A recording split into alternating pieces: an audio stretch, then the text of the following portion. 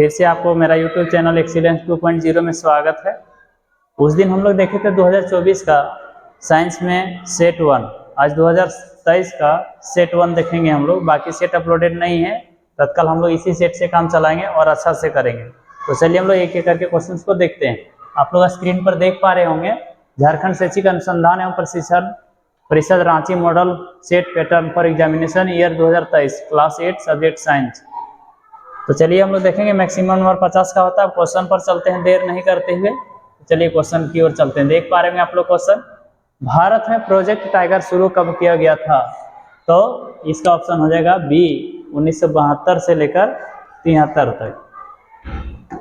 तो चलिए देखते हैं हम लोग, ये हो जाएगा इसका option B number. Next question है, सर्वप्रथम कोशिका की खोज किसने किया है? तो रॉबर्ट हुक ने खोज किए थे। तो इसका ऑप्शन हो जाएगा ये।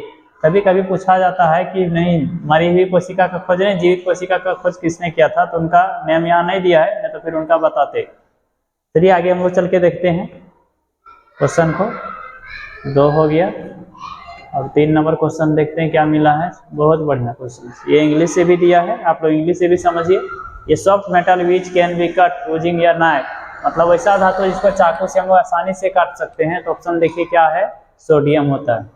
ठीक है, अब यहाँ आया तो आप लोग थोड़ा सा और जिक्र बात कर दे रहे हैं। सोना जो होता है अक्रिय होता है, मीन्स फ्रीडम स्टेट में पाया जाता है। यदि पूछेगा वह कौन सा तत्व है जो स्वतंत्र अवस्था में पाए जाते हैं, तो आप लोग ये भी याद रखिएगा, सोना और चांदी, ये दोनों को याद रखिएगा। सोना और चांदी पर पारा जो होता है कमरे के ताप में द्रव होता है। पूछेगा वह कौन सा धातु है जो कमरे के तापमान पर द्रव अवस्था में होता है, तो आप लोग पारा पर टिक करिएगा। लेकिन यहाँ क्वेश्चन पूछा है हम लोग का मुलायम, तो सोडियम पर टिक मारेंगे।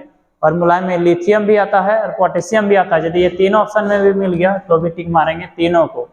तो यहाँ हम लोग को ऑप्शन में से मिला सोडियम, तो सोडियम को टिक लगाएंगे, वो हो जाएगा ऑप्शन सी। 4 में निम्नलिखित में कौन सी ऐसी धातु जिसके विद्युत लेपन द्वारा किसी वस्तु का चमक को बढ़ाया जाता है? तो वो होता है क्रोमियम। ये सब महंगा रहने के कारण से इसका उपयोग नहीं कर सकते हैं। तो साइकिल का हैंडल पेंडल जितना होता है सारी चीजों में प्रयोग क्रोमियम का ही करते हैं। संचरणीय रोगों का सबसे मुख्य कारक जो होता है वो होता है घरेलू मक्खी। चलिए आगे देखते हैं हम लोग, ऑप्शन डी हो जाएगा।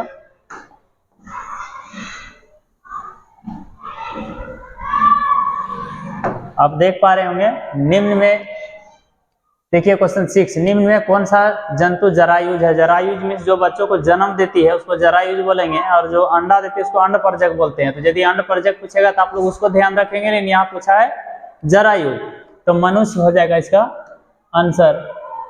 जंतु जरायुज है तो क्या हो जाएंगे, मनुष्य हो जाएंगे। जो अंडा से बच्चा को नहीं देते हैं बल्कि खुद से निर्माण करते हैं उसको बोलते हैं मनुष्य। गाय भैंस सारे हो जाएंगे। 7 में देख पा रहे होंगे आप लोग, शुष्क मौसम में बालों में कंघी करने पर बिखर जाता है। जब भी कंघी वाला बात आएगा आप लोग हमेशा एक चीज याद रखिएगा, उसका होता है स्त्री विद्युत बल।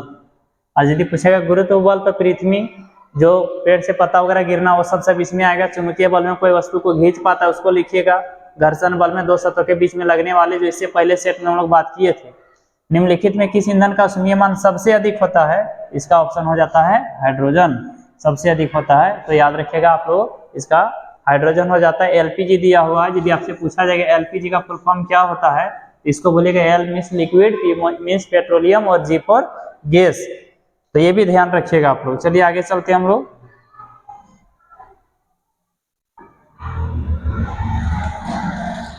और 9 देखेंगे, इनमें कौन सा गुणसूत्र शिशु के नर लिंग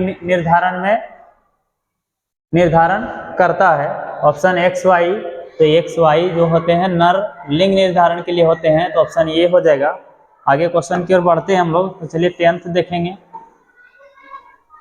आपको क्वेश्चन डिस्प्ले में देख पा रहे होंगे आप लोग 10th का। तो चलिए 10 देखेंगे, मानव नेत्र में वस्तु का प्रतिबिंब किस भाग पर बनता है?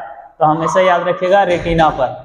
आइरिस में क्या होता है, तो आप लोगों को हम थोड़ा सा संक्षेप में बात करेंगे। ये मानव आई होता है, यहाँ होता है, और यहाँ एक भाग होता है जिसके कलर के द्वारा से हम आप लोगों को दिखाते हैं।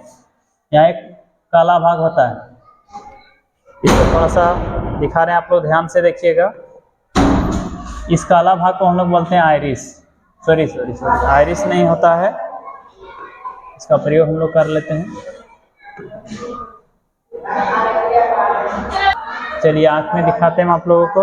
सॉरी गलत हो रहा है। ये आँख है। यहाँ जो काला भाग होता है इसको हम लोग बोलते हैं पुपिल, याद रखिएगा आप लोग। और यहाँ जो अलग क्या बोलते हैं कलर भाग होता है इसको बोलते हैं आइरिस, और जो श्वेत भाग होता है इसको बोला जाता है स्क्लेरा।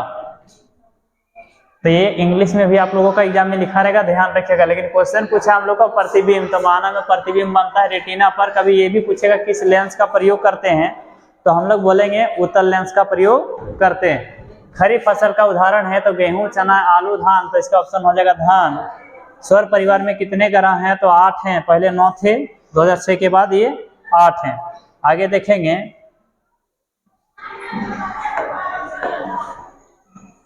आप लोग 13 देख पा रहे होंगे क्वेश्चन को, तो चलिए 13 हम लोग देखेंगे।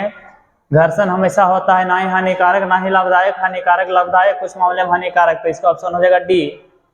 पैराशूट बनाने में किस रेशे का उपयोग होता है, तो इसका ऑप्शन हो जाएगा बी। नायलॉन मजबूती होता है इसलिए इसी का प्रयोग करते हैं।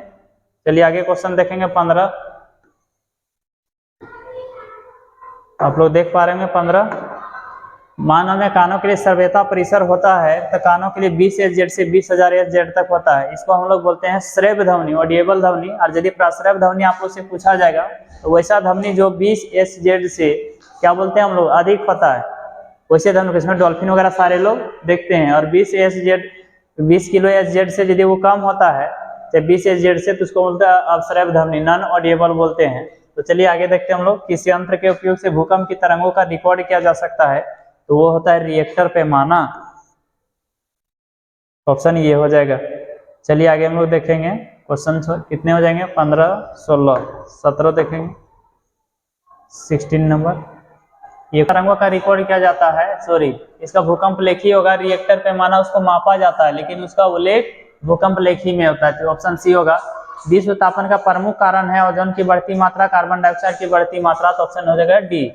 आगे चलते हैं, संकटापन जब प्रजाति कौन है, तो चलिए देखते हैं हम लोग 18 का क्वेश्चन आगे जो डिस्प्ले में हम लोग लेके चलेंगे। आप लोग देख पा रहे हैं डिस्प्ले में, संकटापन प्रजाति घोड़ा है, गाय भी है, कुत्ता भी है, बाघ है, तो बाघ संकट में है, तो ऑप्शन डी हो जाएंगे। जंतु कोशिका में क्या अनुपस्थित होता है, तो जंतु कोशिका में आप लोगों को पता होगा कि हमेशा जो जंतु कोशिका में होते हैं वो देखने को हम लोगों को मिलेंगे। तो करेंगे तो उसका ऑप्शन हो जाएगा 19 का, जंतु कोशिका में क्या अनुपस्थित होता है, तो वो है केंद्रक। आगे डिस्प्ले की ओर ले चलते हैं हम लोग। जल के शुद्धिकरण में किस अधातु का उपयोग हम लोग करते हैं, तो वो है क्लोरीन। ऑप्शन बी हो जाएगा। विश्व के पहले प्रतिजैवी का नाम बताइए, टेट्रासाइक्लिन, स्पेक्ट्रो, एरिथ्रोमाइसिन, पेनिसिलिन। तो देखिए विश्व में पहले प्रतिजैवी का नाम जो है वो हो जाएगा डी, पेनिसिलिन है। आगे हम लोग चलते हैं, 21 हो गया और 22 में चलेंगे हम लोग। तो पानी में हाइड्रोजन एवं ऑक्सीजन का अनुपात कितना होता है, तो इसका अनुपात हम लोग देखिए निकाल के भी आपको बता रहे हैं, H2O। तो यहाँ हो जाएगा 2 और यहाँ होता है 16, काटिएगा कितना जाएगा 1:8। लेकिन पूछा पानी में हाइड्रोजन एवं ऑक्सीजन का अनुपात क्या होता है, तो यहाँ देखिए 1 है, तो हाइड्रोजन यहाँ 2 होते हैं और ऑक्सीजन 1 होते हैं, तो 2:1 हो जाएंगे। ऑप्शन ये। निम्न में किस जीव का द्विखंडन द्वारा जनन होता है, तो हाइड्रा। दरों का दबाव गहराई में बढ़ने से क्या, दरों का दबाव गहराई बढ़ने से क्या होगा, तो बढ़ता है, तो 25 हो जाएगा। क्वेश्चन नंबर 25 का हम लोग देखेंगे, आगे की ओर चलते हैं। ईंधन के ऊष्मीय मान का मात्रा क्या होता है, तो किलो जूल है ना। ऊष्मीय मान जो होता है किलो जूल प्रति केजी होता है। ऑप्शन देखिए ये हम लोग देख लेंगे।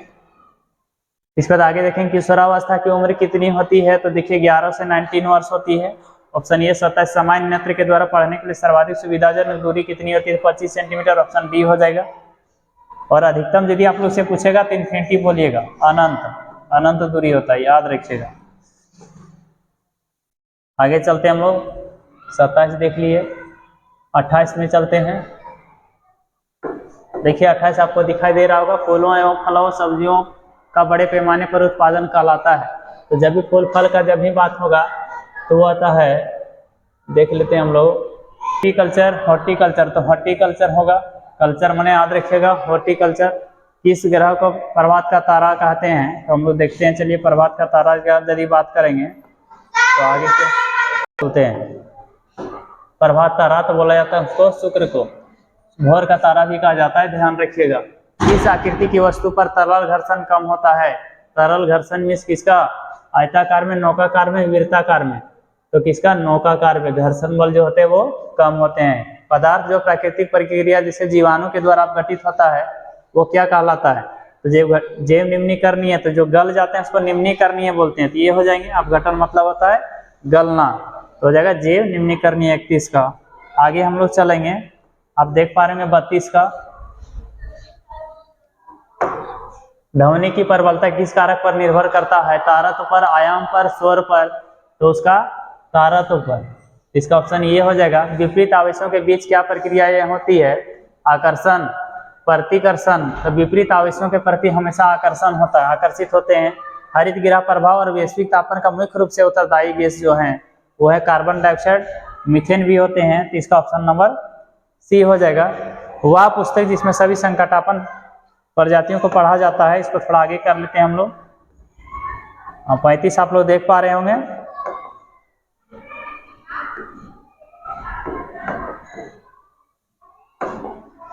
वह पुस्तक जिसमें सभी संकटापन प्रजातियों का रिकॉर्ड रखा जाता है, उस पुस्तक को लोग बोलते हैं रिकॉर्ड डाटा, या ग्रीन डाटा, या येलो डाटा, या रेड डाटा। तो रेड डाटा पुस्तक में संकटापन प्रजातियों को रखा गया है। निम्न में कौन सा पदार्थ जीवाश्मी ईंधन है, जीवाश्मी ईंधन जो जीवों के द्वारा, तो ऑप्शन डी हो जाएंगे। आगे की ओर हम लोग चलते हैं।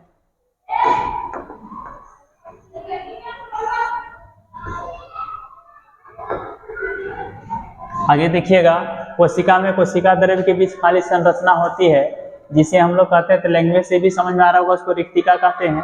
कौन सी अधातु जो कमरे के ताप पर ही वायु के साथ अभिक्रिया करती है, कमरे के ताप पर भी वायु के साथ अभिक्रिया करती है, सोडियम, पारा।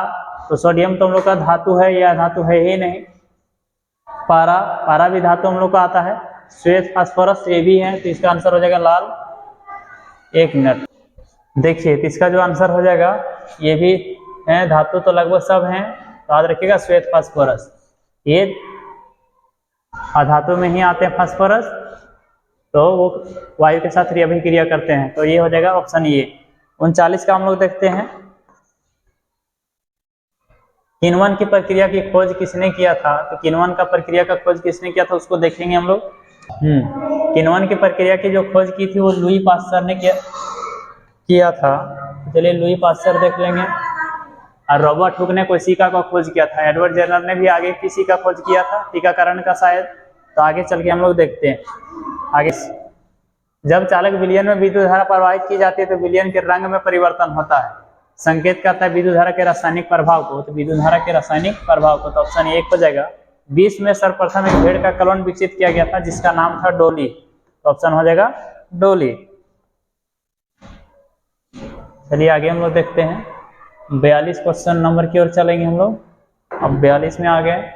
तरल है, तो तरल हमेशा द्रव एवं गैस, ठोस गैस दोनों।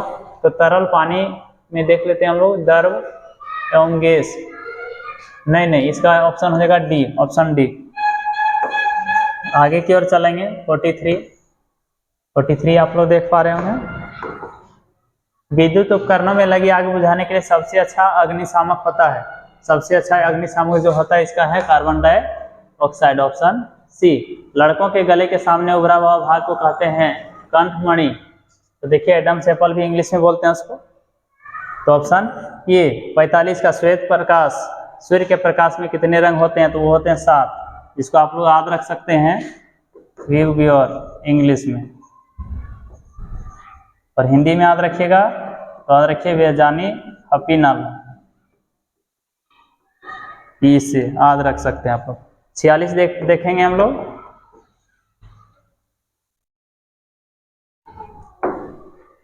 एक स्थान पर एक ही प्रकार के बड़ी मात्रा में उगाए गए पौधे को क्या कहते हैं, तो उसको फसल बोलते हैं, तो ऑप्शन बी हो जाएगा।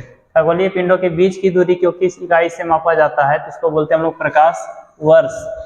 48 में घर्षण के चिकने सतहों के पीछे रुकड़े सतहों पर हमेशा घर्षण जो होता है वो अधिक होता है, तो ऑप्शन ये हो जाएगा। चलिए आगे की ओर चलते हैं हम लोग। लास्ट 2 क्वेश्चन बचा हुआ है, उस 2 क्वेश्चन को हम लोग देख लेते हैं। ये 50 हो जाएगा, 48 में थे ना, 49। निम्न में कौन प्राकृतिक बहुलक होता है? तो वो है सेल्यूलोज। तो हो जाएगा इसका ऑप्शन बी। जो ध्वनि सुनने में अप्रिय लगती है उसे हम लोग शोर कहते हैं। ये हो जाएगा ऑप्शन सी। सेट 1 को देखें, इसके बाद सेट 3 भी देखेंगे, सेट 2 को भी देखेंगे। इस तरह से आगे सेट को हम लोग अपलोड करते रहेंगे। यदि आप लोगों को अच्छा लगे तो वीडियो लाइक और सब्सक्राइब अवश्य करें।